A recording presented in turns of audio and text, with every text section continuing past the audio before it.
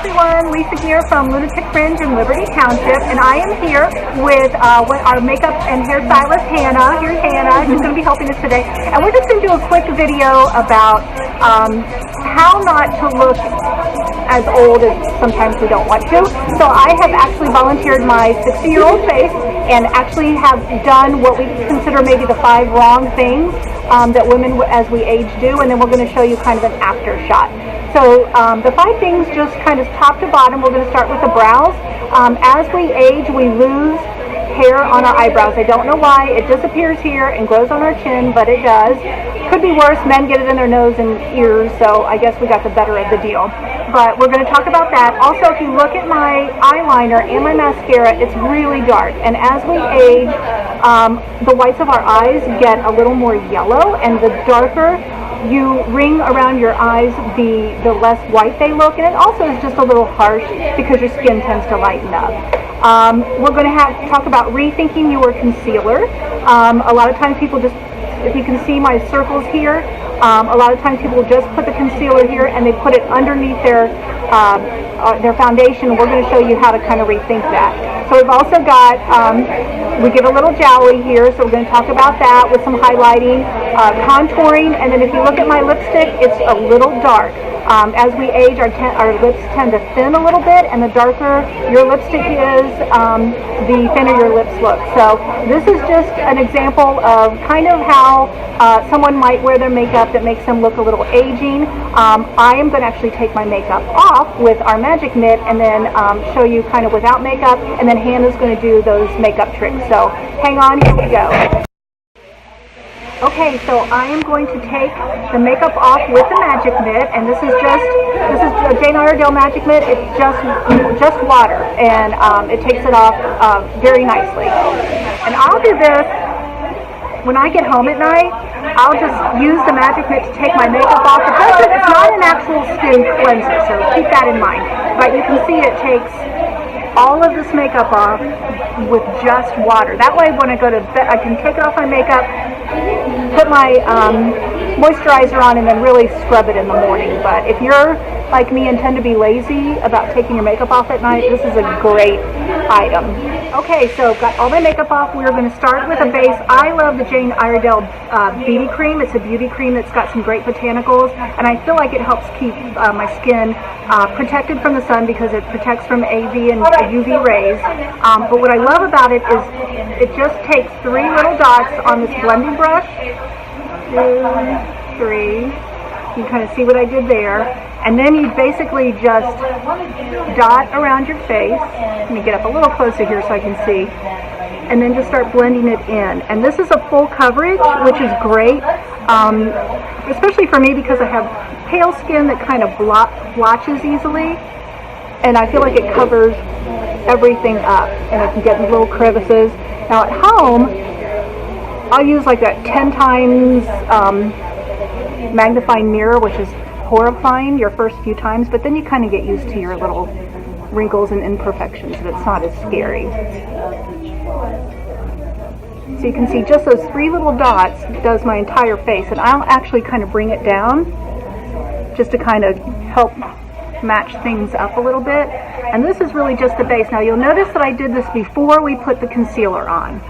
A lot of people put the concealer on afterwards, and it really just makes so much more of a difference afterwards.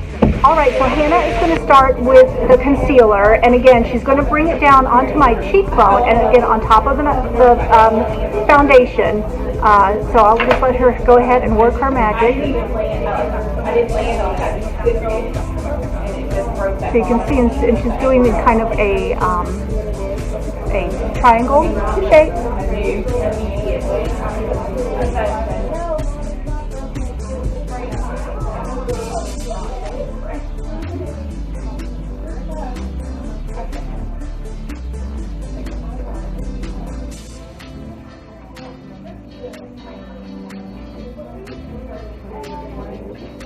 If you look up really soon.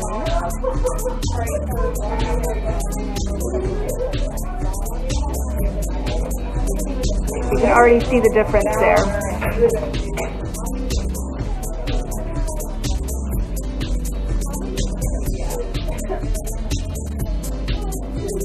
And doing a triangular shape too will help lift up the under eye. Give it that illusion of looking higher.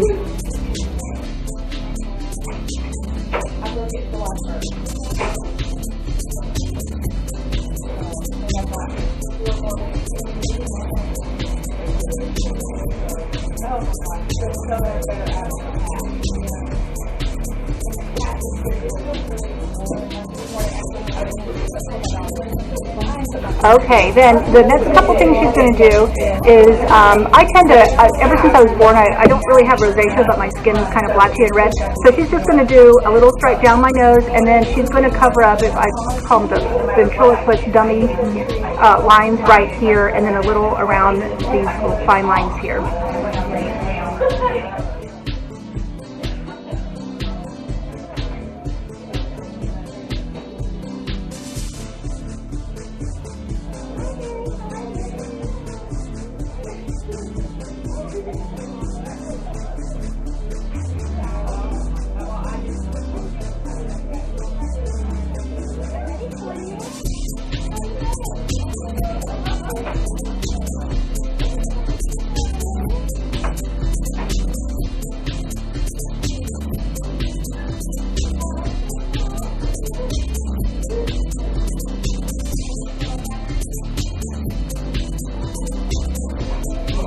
And the last thing she's going to do is really fill in here, where you can really, this is, if you're like me, this is, besides my neck, which there's nothing you can do about that, this bothers me the most, so she'll show you how to get rid of that as much as possible, without surgery.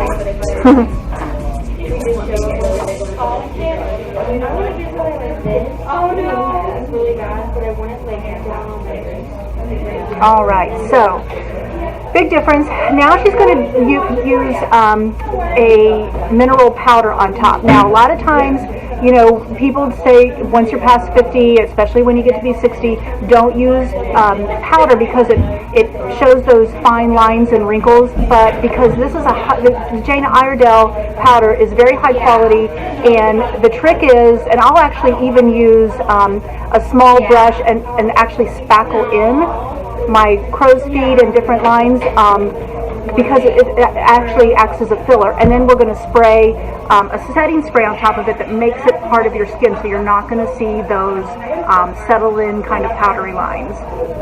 And using a yellow based powder too will help brighten up the face a little bit. I'm going to be look up for me real quick.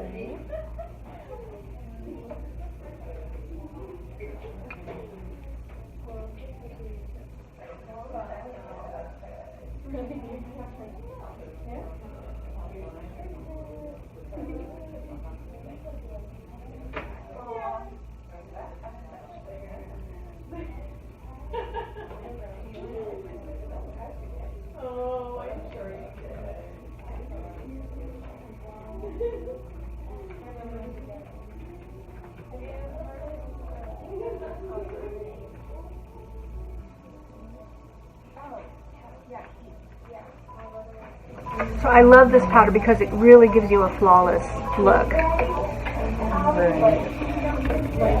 And then we're going to go in with brows. Okay, so brows are next. If you've never filled in your brows before, when it first happens, you're going to feel a little like Groucho Marx, but after that, you'll wonder what you ever did without it. So I'll let Hannah tell you kind of some of her secrets and how she's applying this so it looks natural. Alright, so I'm just going to go ahead and brush the brows through first, just to see their real natural shape.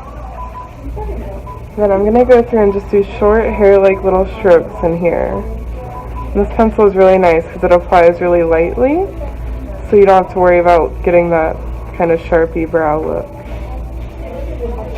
And just do short little hair-like motions. And then I'm going to comb the hairs down and apply them just like that too. And brush them back up.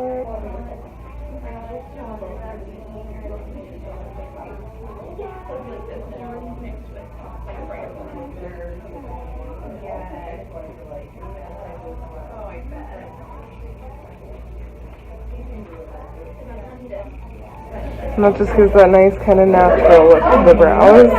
So you can see kind of the difference there. And just kind of a rule of thumb, you want to make sure that your brow starts right at your tear duct. If you cross from your base of your nose across your eye, the arch should be here, and then from your nose to the side of your eye is where it should end. It's just kind of a rule of thumb. Okay. So next we're going to be doing a little bit of contouring. Again, we get a little, you can see I'm just jowling here. So I'll just show you how we can do some contouring here, and contouring with bronzer actually to make the cheekbones look a little more prominent. So we're going to go through and contour just underneath the cheekbone. And with more mature skin, you want to make sure you're raising the brush up like this, so that way it makes the skin look like it's coming up too. Yeah. And I kind of make a 3 around the face, so just like that.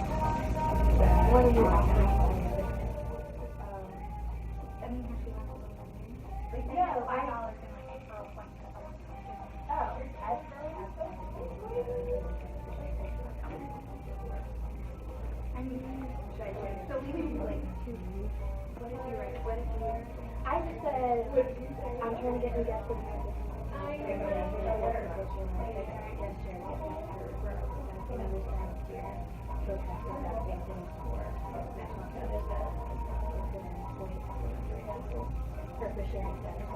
it doesn't allow me to go edit my status real quick. I'm trying to figure out like how to go about it to get $5 more. Right. And then or like we could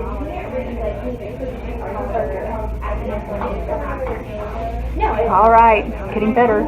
So now we're going to do the eyes. Now remember before I had black mascara and black liner, which again makes the whites of your eyes a little more yellow. So she's going to use, you're using some grays and purples and that type of thing. And she's not going to use pencil on my liner. She's actually going to use a small brush dipped in eyeshadow. So there's the liner. Now she's just going to use kind of the same color family for the actual shadow.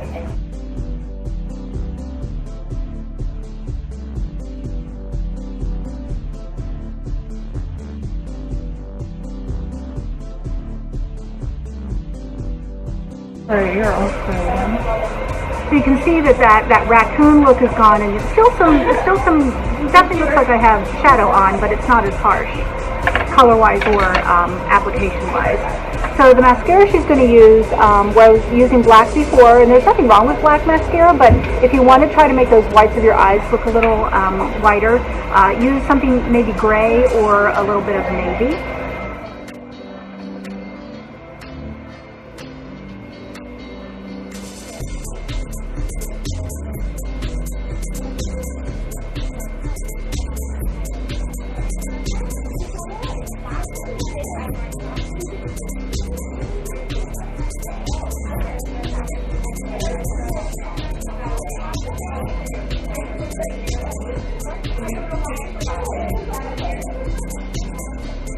I'm not going to do her bottom lashes too much just because you don't want to give that illusion of depth in the eye. Alright, so, and then I think the final thing is really the lip color. If you remember, I was using kind of a maroon color before. It doesn't mean you can't use bright lipstick, like a bright red once in a while, but you just don't want to do something that's darker in that maroon and brown family. So Hannah's actually going to mix a couple of lip stains together, a kind of a brown and a pink. What I love about our lip stains is that you can get that matte look that's really popular right now with just the stain, but it also comes with a gloss to go on top of it if you would rather have that dewy or glossy look, which again, when you get to a little mature age, you probably want a little more dewy look.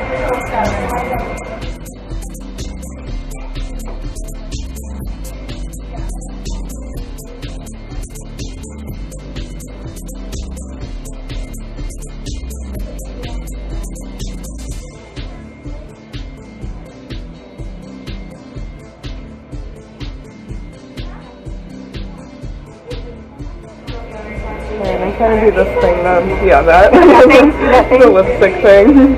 Alright, so see, it's really kind of in that same general tone, but it's lighter and not as deep, so it makes the lips look a little fuller. So, and then what we're going to do is finish it off with the Palm Mist toning spray, setting spray, and that'll really make it last all day and make it dewier and dewier as the day goes on. And again, get rid of any of those powder lines that we talked about.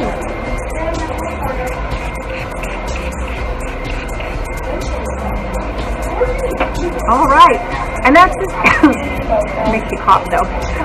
It's something about the pomegranate in there. So anyway, that's it. Do remember that when you come in to get your hair done at Lunatic Fringe, it always includes a complimentary makeup retouch.